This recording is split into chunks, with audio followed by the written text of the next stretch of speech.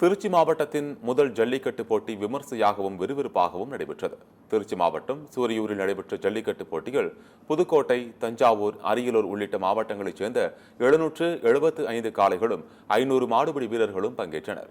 சூரியூர் ஜல்லிக்கட்டு போட்டியை பள்ளிக்கல்வித்துறை அமைச்சர் அன்பில் மகேஷ், அதிமுக முன்னாள் அமைச்சர் விஜயபாஸ்கர் ஆகியோர் நேரில் கண்டு மகிழ்ந்தனர். பின்னர் பேசிய அமைச்சர் அன்பில் மகேஷ், முன்னாள் அமைச்சர் விஜயபாஸ்கர் ஜல்லிக்கட்டு போட்டியில் ஆர்வம் கொண்டவர் என்றும் அவருடன் சூரியூர் ஜல்லிக்கட்டு போட்டியை கண்டுகளித்தது மகிழ்ச்சி எனவும் கூறினார்.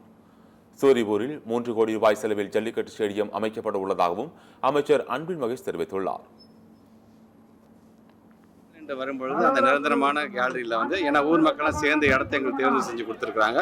அந்த இடத்துல அது மிக ஒரு எழுச்சியோடு ஒரு பெருமை தரக்கூடிய அளவுக்கு அது கட்டப்படுகிறது. ஒட்டுமொத்தமாக வருஷம் முழுவதும் அதை பயன்படுத்திக் கொள்ளலாம். நம்முடைய மாட்டுப் பொங்கல் என்று வரும்பொழுது, ஜல்லிக்கட்டு என்று வரும்பொழுது மட்டும் அது ஜல்லிக்கட்டுக்கான இதுவாக அது மாறி தமிழனாக எல்லாரும் ஒன்று சேர்ந்து கொண்டாடக்கூடிய ஒரு பொங்கல் விழாவில் கலந்துருக்கோம்.